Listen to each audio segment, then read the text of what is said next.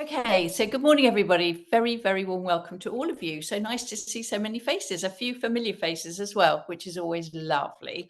So I've got the great pleasure today of introducing you to Maggie Macmillan. Maggie's had a very long and very illustrious career in the whole subject of style and style consultancy. And going back, in fact, to 2002. So we're talking about, over 20 years, isn't it? It's a long time. And she's worked with individuals and also in a corporate setting. So she's got lots of experience with all sorts of different ways of working with people.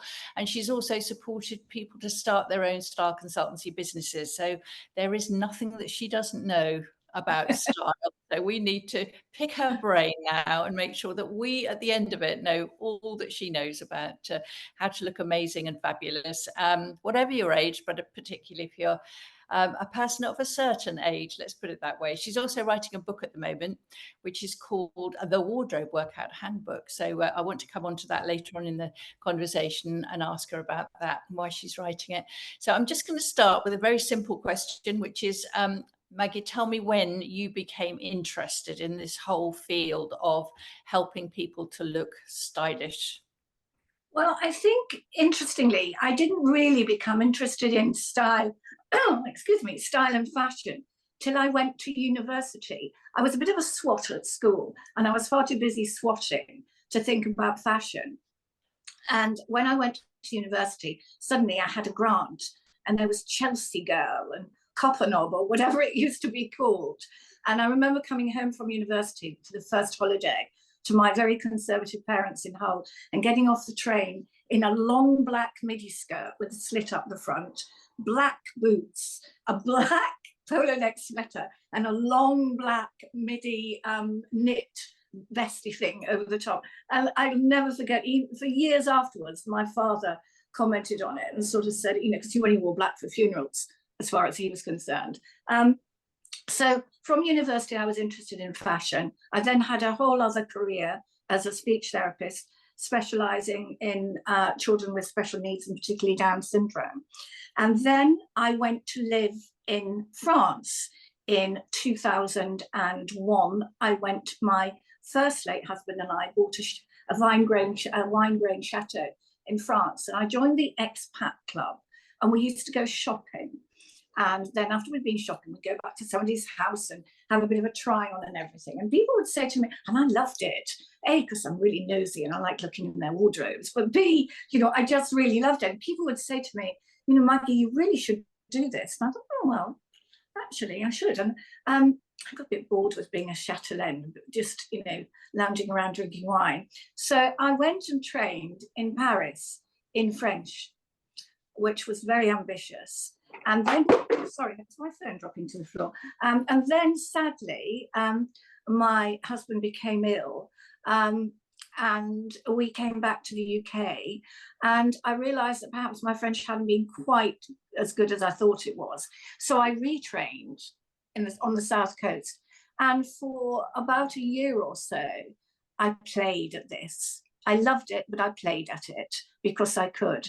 And then very tragically, James became very ill and died. And suddenly what had become just fun had to become an income stream. And for the next number of years, someone said, jump. And I said, how high and how far? I was driving 40,000 miles a year. But, I've just always had but as I say, not until university, I've always been absolutely passionate about clothes and the way that I look. And I also love the psychology of it as well. Yeah, that's really interesting. I'm always interested about the way that people fall into situations almost by default, but then it appeals to something in you that's interesting, and you take it and run with it, which is what I admire, because that means that you create something from a passion or an interest and you make it work. So tell me a little bit more about this style consultancy business, which you started in 2002. So what kind of things did that involve? Well, in fact, I mean, I've always seen both male and female clients. And in the beginning, before COVID, this was almost exclusively an in real life business. And, you know, I started very small. I persuaded friends to see me.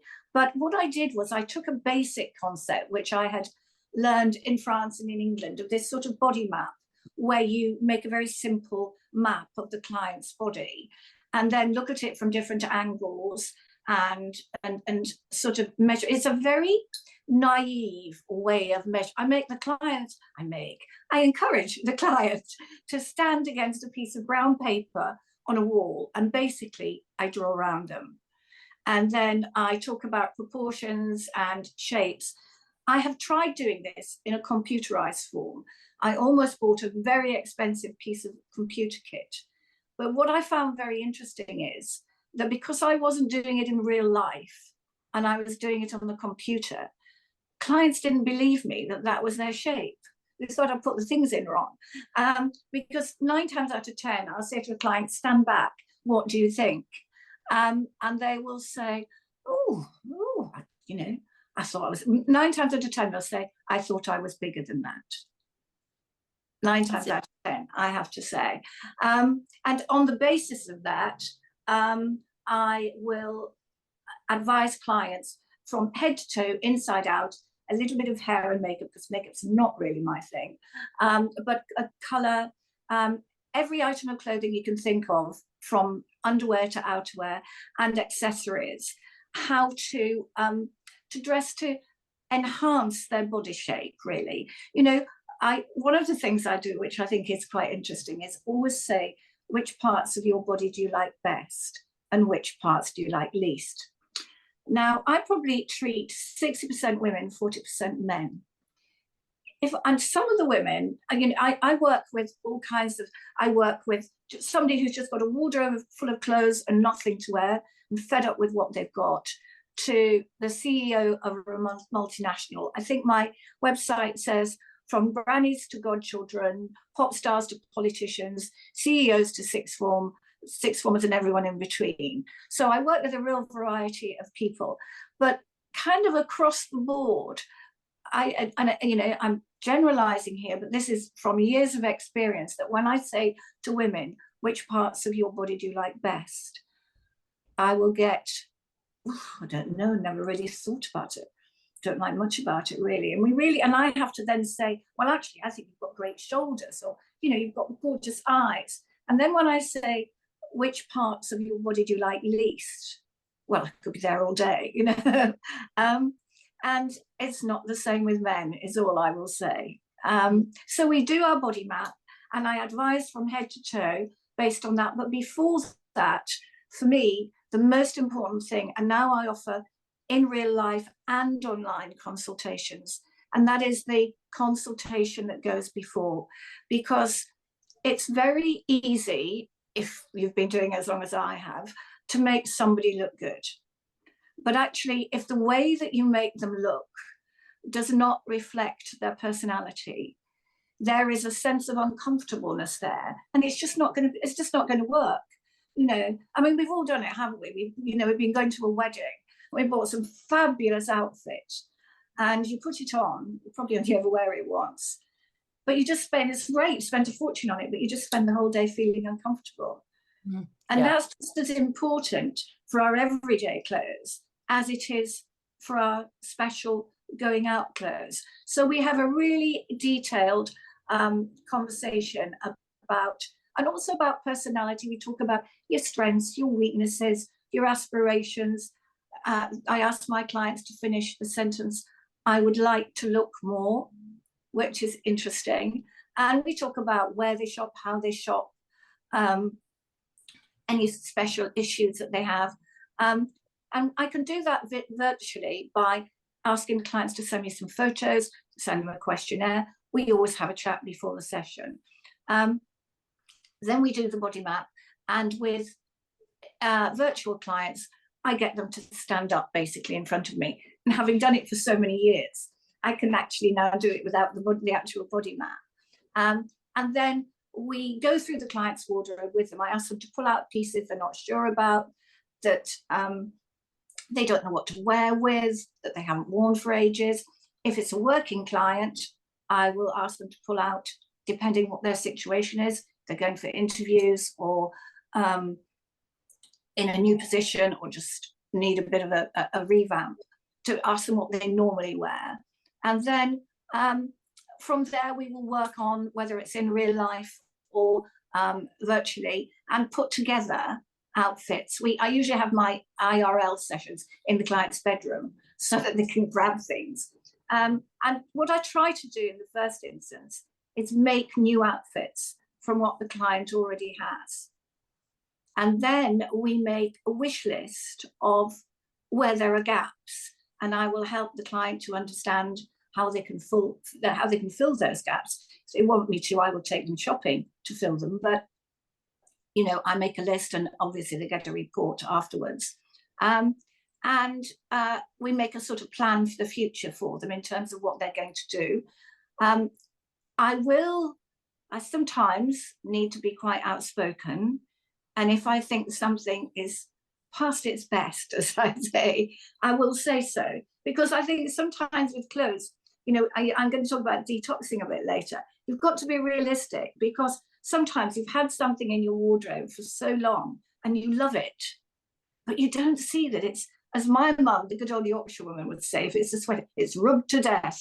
It's all novel, and it's like when you're selling your house, you suddenly realise that you've got a light fitting with no lampshade on it, but you've been living with it and you just don't see it. So I will suggest, and part of my job is also, I'm not going to help the clients if I can't be honest. I don't do a Trini and Susanna, absolutely not.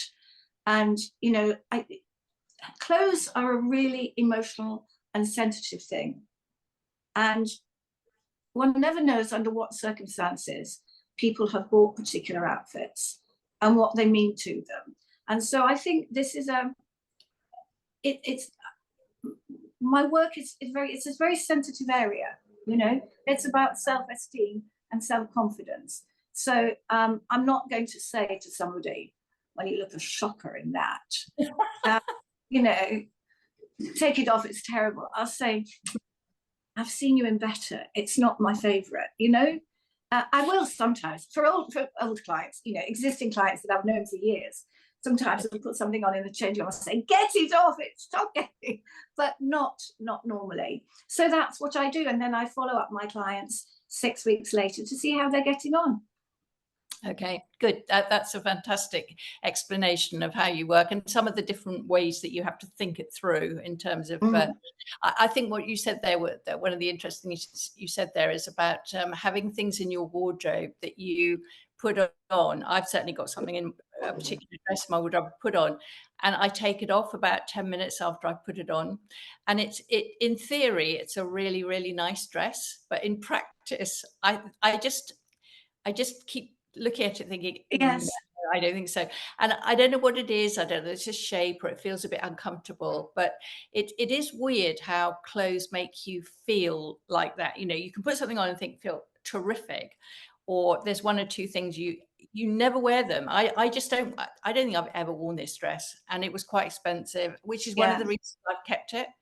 I think it's quite and we do that, don't we? Especially if it's expensive. Yes. Definitely. Anyway, I think we've got we've got a visual here, haven't we? Amelia is on the call, and she's going to put up a pie chart, which I don't know if that's going to work. And this is what you use. Look at this! Thank you, Amelia. That's 20 times better than mine was. So yes, sorry, Tricia, just to explain, one of the things that I talk to every client about is their lifestyle. And I think it's particularly important in this situation that we're in this forum, because our lives do change now much more. Many people's lives changed much more than they ever did in the past. And quite often clients will say to me, I've got a wardrobe full of clothes, but nothing to wear. And in fact, so what we do is we do these pie charts, and it's something you can do at home quite easily. And the first one is I encourage you to look into your wardrobe and be realistic about the clothes in your wardrobe and how you use them. So you can see the one with the light blue top half. That lady spends half her life, or that lady's wardrobe is half of it is a work wardrobe. So half of everything in her wardrobe is a work wardrobe. She does a bit of sport, she does whatever she does at home, she's got quite a busy social life, and she goes on holiday. But half of her wardrobe, and this is an extreme case, just to illustrate the point. This is so half of her wardrobe is a work wardrobe. Now, if she then does another pie chart and divides up how she spends her time, you will see that actually she's obviously only working part-time now. So she spends all that time at home, a lot less time at work, but her home wardrobe is still the same size as it was. And so she's got a lot of things in her wardrobe and she's got nothing to wear. So I think it's quite interesting. As I say, this is an extreme version, but I think it's a really interesting thing to do, just to say, we're basically saying, does what I've got in my wardrobe match the lifestyle I have? And if not, why not? And what can possibly go? Or how can I take, if I've got some suits and I don't any longer wear suits, can I wear the trousers separately and the jackets separately? You know, that kind of thing. One of the things that I quite often see is that people will have some people have a wardrobe with lots of evening wear in it. And it's taking up lots of space in the wardrobe. And I'll say to them, oh, do you go to lots of evening functions? Oh, no, not anymore. I used to. And, you know, it's taking up so much space. So I think, you know, that we have to have a kind of realism. I mean, you know, some of us are looking after grandchildren. People have part-time work. People still have full-time work. People move from the town to the country. If they are working, they may go somewhere that's part-time and has a very different, in inverted commas, uniform. So I think that this kind of review about looking at what you've got and looking at what you do is quite a useful exercise. So we will always do that as part of our consultation. Okay, yeah, we'll take it off the screen now. Thank you. That was really, really helpful and interesting. I mean, room in wardrobe, because I've got quite a small apartment flat in Wimbledon, and I've got no extra space anywhere. You know, I haven't got any storage space, I haven't got a garage, I haven't got a loft, I haven't got anywhere to poke stuff. And I find the biggest problem with me is coats. You kind of, you know, you kind of accumulate coats in a way, don't you? And I never like, you know, you think, oh, that will still do, that's fine, that's a good coat, etc. But my goodness me, do they ever take space? And I kind of hang them wherever I can on the back of doors, which are, you know, closed cupboards and things. Anyway, that's one of my bugbears is where to put coats. And that's a really, really good illustration of how a wardrobe might not fit the actual life that you're leading. And also, of course, if you've moved, like I did at a certain point, moved to being quite a corporate, you know, working in quite a corporate environment, to working in a very, very different environment through Look Fabulous Forever. I needed a totally different wardrobe, and I did have a clear out, I have to say, because I had so much stuff in there that I knew I would never ever wear again. So I think really look at your wardrobe and saying, is this fit for purpose? Purpose being the life you now lead is brilliant. Let's come on to the thorny, or not, depending on how you see it, the thorny issue of age. So if you're working with an older client, like someone like me, if you like, what are the principal concerns that you find that older clients have when they come to you? I think probably the biggest concern, and I had a very close friend here last night on her own, and I normally see her in company with other people, and she said to me, the thing is, Maggie, my shape has changed and I don't know what to do with it, and I can't get used to it. So I think that's probably one of the biggest concerns. And I think along with that change in shape goes a change in self-confidence. She said to me, you know, when I was younger and I was this and I was that and the other, I knew exactly what to wear and I wore everything very fitted, and I had a great waist, and suddenly I don't. And now my life's very different. And so we're talking about what we've just spoken about, and so is my shape, and I just don't know what to wear. I think the other thing is that this can be a point in our lives where our self-confidence takes a bit of for a million and one reasons: empty nest syndrome, menopause, goodness knows what, bereavements, changes in lifestyle, takes a bit of a dip anyway. And I'm such a firm believer in it's all about looking good, feeling good, and feeling good, looking good, that the two go together so closely. And I think that that's probably one of the issues, that many of the women I see are just a bit lost. And they're not just, they don't just not know what to wear. They're sometimes kind of not quite sure who they are anymore, or what they want to be, or who they want to be. And I think it's also confusing because the choice is like it has never been before. There is so much out there, and there is so much, in inverted commas, influence from all different kinds of social media, which is why all these years on, I'm still doing my body map, because one of the things that I think it does is it really helps women, because they can go into John Lewis, for example, and they can see a whole rack, and in every department of jackets, for example. And whereas before they would have thought, I don't know where to start, they can think, well, actually, I need one that's this kind of length. Those are going to be too long for me. Ideally, these are the kind of shapes that suit me. And these are the kind of colours that suit me. And it narrows down the choices, because I think it's so confusing out there. So I think, and I think also, I think there is an assumption that, I think a lot of women of a certain age just fed up with their wardrobes, really. And but there's an assumption that to make a real difference, you're going to have to spend a lot of money. And I think that really just is not the case. And there is a very well-known lady who has a lot of tweakments to her face. And I would talk about tweakments to your wardrobe, really, because, you know, you can change the whole look of an outfit. Accessories are something that I'm really passionate about. By just, you know, most of my jewelry is costume jewelry. I've got, you know, bits that I never take off that are not, but most of it is costume jewelry that I've picked up over the years. And just by changing a piece of jewelry, a handbag, adding a scarf, you can change a look. You know, of course, there are tried and tested ways to create an impression of looking taller and slimmer, you know, whatever. But you don't necessarily have to spend a fortune.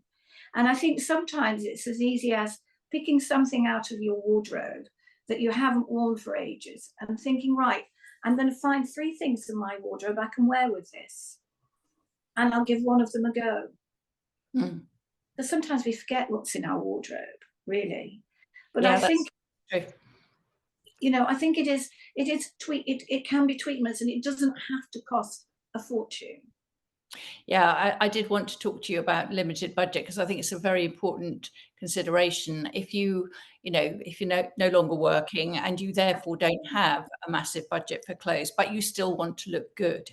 I really, really agree with you about accessories, because I think, I mean, I've got this thing about earrings, and you obviously me too.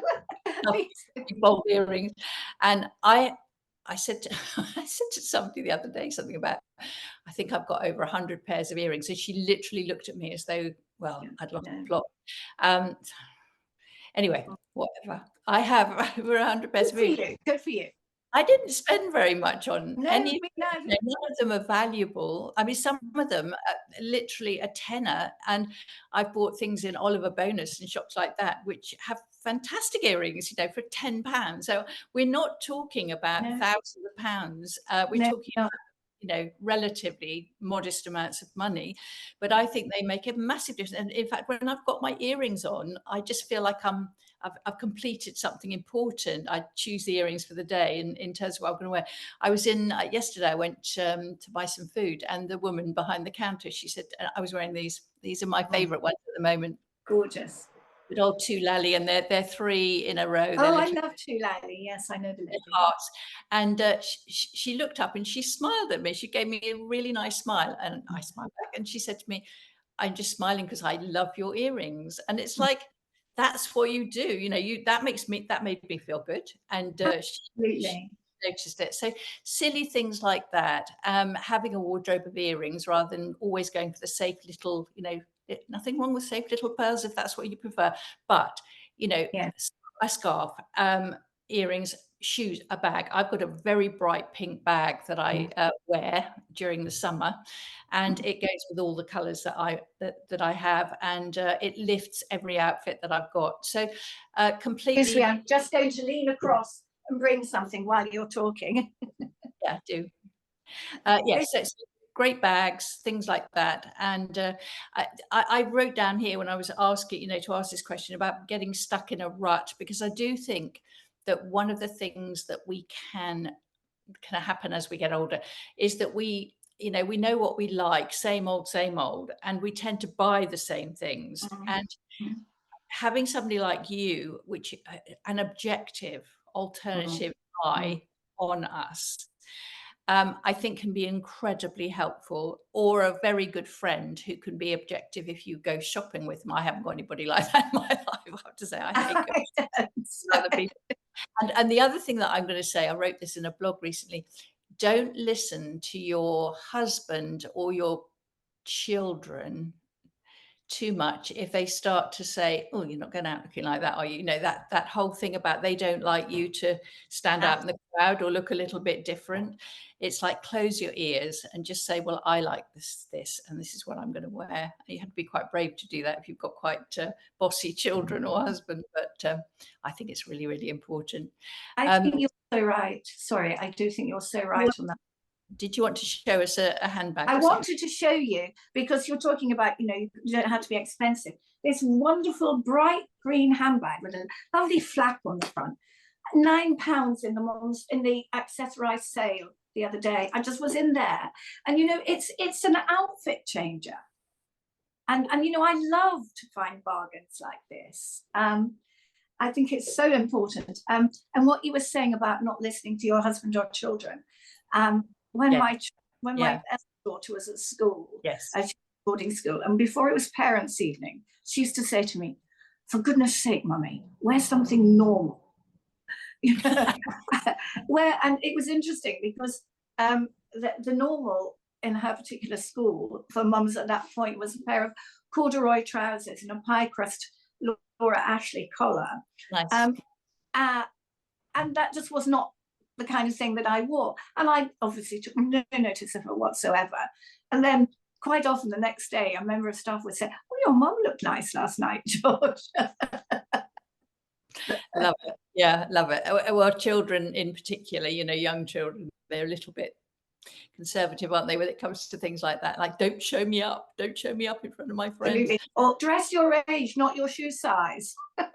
That was one I used to get. I don't know whether you've actually covered this, but my next question was about, when you do decide that you want to buy or add new things. I am most of the time, I think to myself, like, you've got enough clothes, your wardrobe's fine, you don't need any new things. But then I get really bored, and I think, oh, I'm just going to go and have a poke around the shops. That's what I do. I go poke around the shops and see if there's anything that I like. But what would you advise people in terms of sorting out your, I mean, we talked a little bit about lifestyle and all that sort of stuff, but sorting out your wardrobe and thinking about buying or adding new things. What's your approach to that?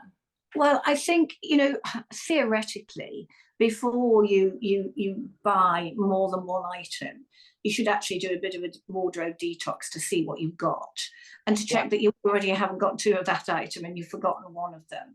And I would say, when you're going to do a wardrobe detox, do it in stages. Don't try and do the whole thing. I'm going to do those drawers today, I'm going to do half of that wardrobe. And I think probably if you are getting, in terms of detox tips, first go through and pull out anything that needs mending, that's stained, and decide what to do with it. Then pull out anything you haven't worn for 6 months and ask yourself why. And what you might do is you might put, and if you're not sure, you might put those things on a rail and make a pact to wear them in the next so many weeks. Pull out, realistically, be honest about anything that is either too big or too small. And people will say to me, oh, well, I'm going to slim into it. By the time you've slimmed into it, if it's more than 2 sizes out, by the time you've slimmed into it, it'll be a new season, all the fashions will have changed. And I don't think there's any, that having, if you've lost weight, you're keeping your big clothes in case you put the weight back on. That is no deterrent, you know? And so I think you have to be realistic about whether or not things fit you. And if they don't, then decide what you're going to do, whether you're going to give them to charity, pass them on, sell them, whatever. What I saw the other, this is from an American influencer, and she has a no-buy list. So because we're often tempted to buy what we have already and maybe don't need another one of. So when she goes, and she's quite an impulsive shopper, so at the beginning of every season, she compiles a no-buy list. This is absolutely what I'm not going to buy. And I think that's quite interesting. I think it's quite, I mean, I always, you know, it's easy to say, you know, don't go shopping without a list. But, you know, we're all human, aren't we? But I have this thing about the 3, and I call them Maggie's mantras, and I have done since day one. And it's, if you can't think of 3 occasions on which you can buy something, sorry, you can buy something, you can wear something, don't buy it. If you can't think of 3 occasions on which you can wear it, don't buy it. If you can't think of at least 3 things in your wardrobe that you can wear with it, don't buy it. And no, don't buy it if you think it'll do. And I think that's, you know, I think that's really important. And this business of 3 occasions where you can wear it, it's all about cost per wear, I think, and not saving it for best. Yeah. Few of us can afford to buy something to wear once. And in my experience, some of the biggest mistakes are made on a Thursday evening, late night shopping for an event that weekend. Or, you know, you buy something for an event that weekend, I've got to have something new. And you wear it to the event, but you feel fine in it, but actually it doesn't actually have a place in your wardrobe. So you just don't wear it again. Yeah, and so I think that's really important. I heard Anna Murphy, who is, I think, is or was the fashion editor of the Times or something like that. So I went to a book fest thing last October and heard her talk about a book that she's just written. And she looked amazing. She was really good, very interesting. And she had a great tip. And she basically said, when you wear something, put it in your wardrobe and turn the hanger a particular way. And so every time you wear something, put it back in your wardrobe and facing a particular way. After 6 months, look in your wardrobe and look at all the things that you've actually worn in the last 6 months because they're facing a certain way. And then you'll see all the things that are facing the other way that you haven't worn in the last 6 months. And if you do that, you'll get a very, very clear idea of the things, the functional pieces in your wardrobe that you're constantly drawn to and you're wearing, and those things that you're not wearing. And I thought that was an absolutely brilliant idea because it does bring you visually face to face with, that's the stuff that I obviously love because I'm wearing it a lot. And that's the stuff that I, you know, I'm really not drawn to anymore. So that's a really good tip. I just want to talk to you about, just very briefly, it's a blog that I wrote this week about colour, which has become more and more and more important to me the older I've got. I don't know whether that's a fashion thing in the sense that when I was living a very corporate life, that the shops were, well, they still are full of things like navy and black and grey and those kind of dull but staple colours that you have in your wardrobe. I don't find any of those really do me any favors anymore because I'm older, my face has faded, I've got all that fading that's gone on and my face, all that sort of stuff. I need color now. So clearly you like color too, because I I can love. see from your dress. Tell me about your approach to color. How do you help people to get that right? I think my approach to color is quite flexible in that I encourage my clients to understand whether their skin tones are warm or cool. Warm skin tones being more peachy, and cool skin tones being paler, pinker, bluer. And I also encourage them to look at I do a little sort of 3 lines and do along here, how far hair, skin, and eyes, how long it from light to dark, and see how much contrast there is in intensity between hair, skin, and eyes. And basically, the more contrast you have between your hair, skin, and eyes, then within your sort of warm or cool color palette, the brighter clothes you can wear, the brighter and deeper clothes, and the less contrast that you wear, the more muted shades. And that's kind of how I work it. I believe, I'm 72 now. My hair has been this color. I think since I was it's been entirely this color since I was in my 50s. And I also, when I'm working with clients, I encourage them to look at themselves in the mirror and try and understand what people see first. I think, in my case, if I don't have my glasses on, it's usually my hair. And so that becomes a kind of overriding feature. And I try to, and of course, it's only what you wear on your top half is what's significant, because that's what's going to reflect off your face. And this is, of course, where your expertise and where makeup comes in, Tricia, because I think, another of my mum's expressions, when push comes to shove, I think probably most of us can wear most colors. Some colors suit us better than others, but I think the secret is to match your makeup to what you're wearing on your top half. Would you agree with that? I would absolutely agree with it. And I think you're absolutely right that most of us can wear most colors, but we look better in some colors than others. Yeah. This is the thing. It's not that you can't, somebody like me, it's not that I can't wear mustard. There's no color police out there saying if you wear mustard, you'll be hung, drawn, and quartered. But if I put something like mustard on, it kills me so stone dead in terms of how I feel and also how I look. And it's that whole thing about feeling, you've got that thing too, and I have it. To feel joyful, to feel happy, to feel full of zest and energy and so on. Color is a huge part of that. And if you're wearing the colors that make you feel zestful and happy and joyful and everything, then it informs your mood and so on and so forth. So I don't like, it's not a finger wagging exercise. It's not a policing exercise. No, it's a question of, what do you love? What are you drawn to? What do you feel good in? What do you get compliments for? And often if I'm wearing, it's like me wearing these earrings yesterday, and I forget what I was wearing, what else I was wearing, but it's like somebody looks at you and they go, oh, she looks nice. And it's not, that's the whole thing. It's just that you get a reaction like that. And I think color is a huge part of it. I'm very glad to hear what you just said there. And lipstick, I feel quite strongly that of all the colors that you put on your face, you can really, choose a lot of different ways of doing color on your face. But if you get the lipstick right, it's the tone of the lipstick. If that's the right tone for your skin tone, that's the thing that will light your face up. I agree.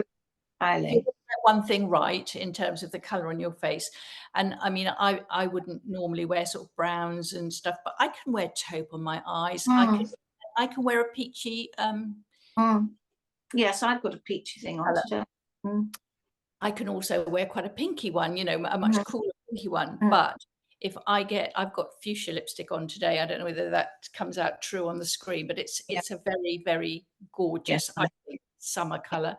And I love it. And now I want to talk to you about your glasses, which are terrific and lovely, and they really suit you. And I've got a bit of a thing about, I don't need glasses, so I don't wear them. I don't need to wear them, but you do need to wear them. And you've made that choice, which I think is brilliant, to say, if I'm going to wear glasses, I'm going to make a statement with them. So tell me about your glasses.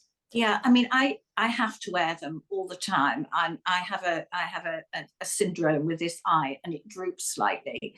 And I hope that when I wear my glasses, it's not quite so noticeable. If I wasn't wearing glasses, I look like I'm winking every time I have my photo taken. So there is a bit of an ulterior motive, but also I do need them. And I have got lots of different pairs of glasses. I started off with, when I was wearing them all the time, with the very traditional ones, with the sort of, with these. Because I like statement jewelry and I like statement dressing, I've never chosen glasses that sort of fade away, but that was my choice. And I can understand that some people would. But I think that they've become a bit of a sort of signature, a signature feature. And I think that we shouldn't be afraid of wearing them. And I think they can be a really, really good accessory. I have to say, I do like tortoiseshell. I think tortoiseshell is quite good. I've got some tortoiseshell ones here. These are sort of tortoiseshell and grey. So it's very clever because of my white hair. And I chose big ones. If I was reading some sort of book about choosing glasses to suit your face shape, they would probably say, these glasses overwhelm you. They're far too big for you, you know.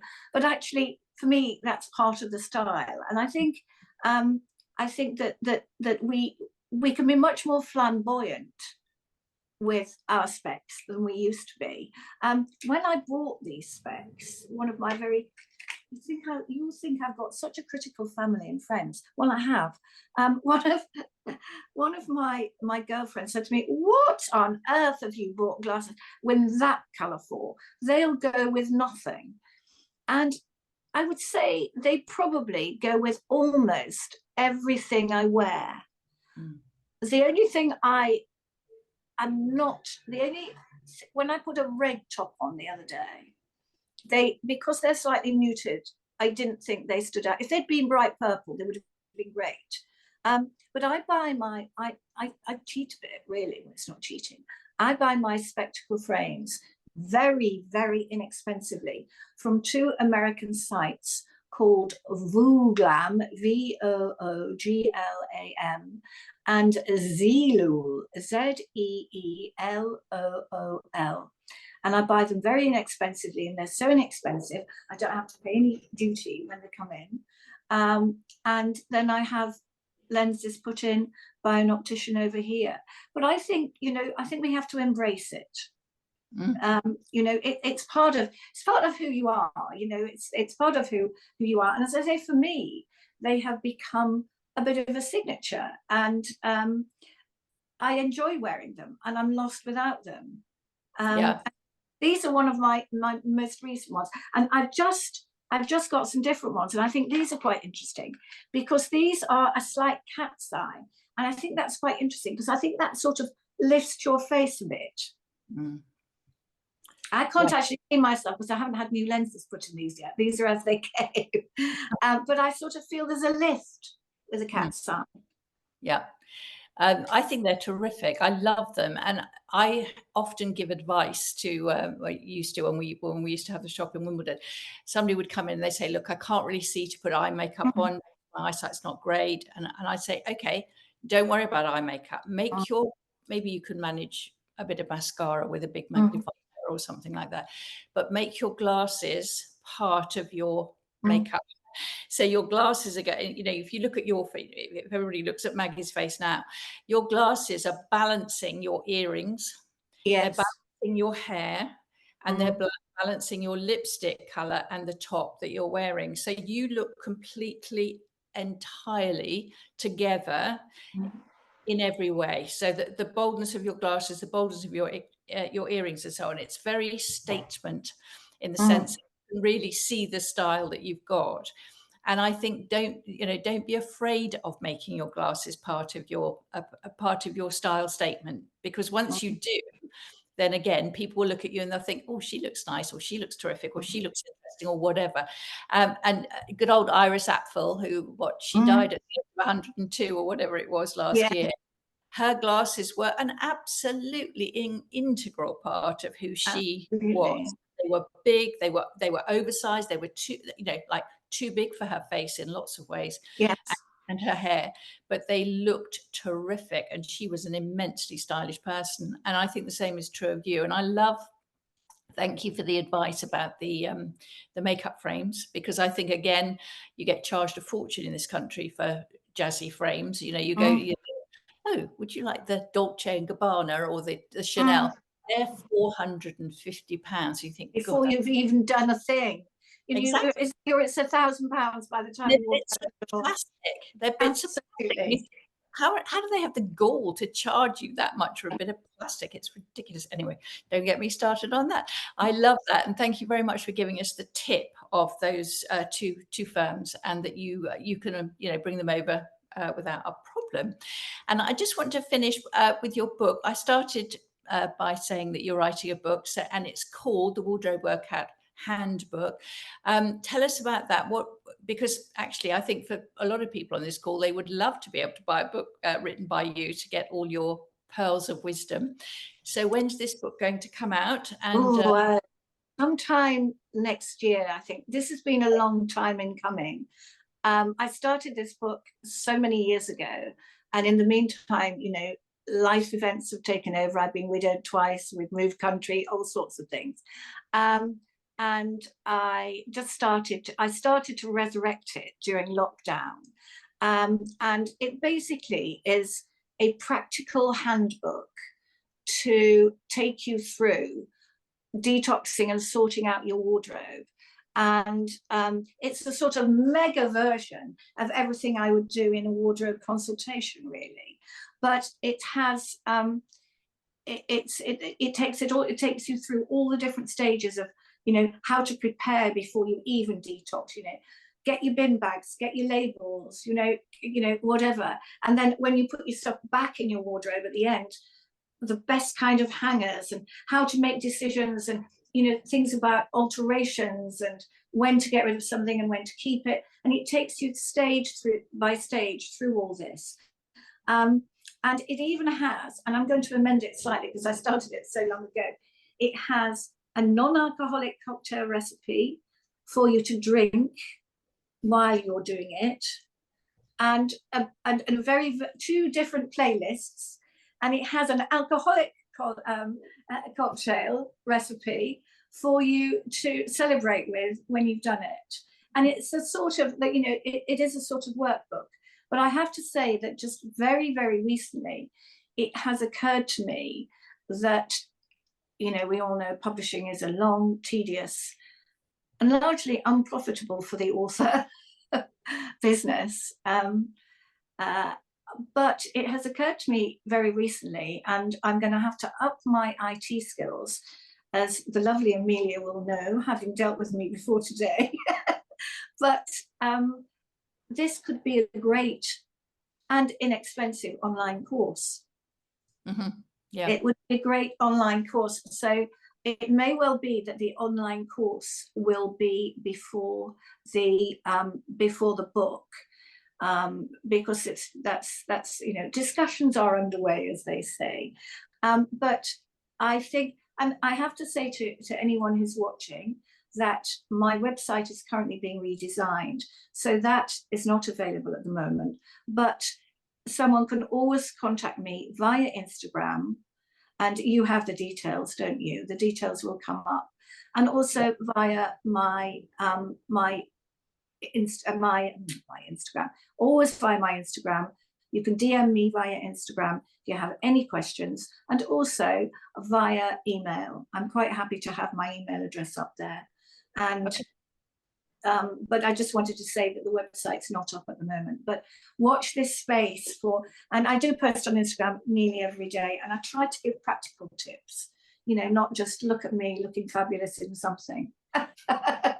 That's wonderful, Maggie. We'll definitely, we've just put it in the chat thing on this, but we'll put it, this video that we're making with you will go onto YouTube, and we'll put all the details and contact details on that as well. That was absolutely brilliant. Are there any questions, Amelia, down in the no, it's not any questions.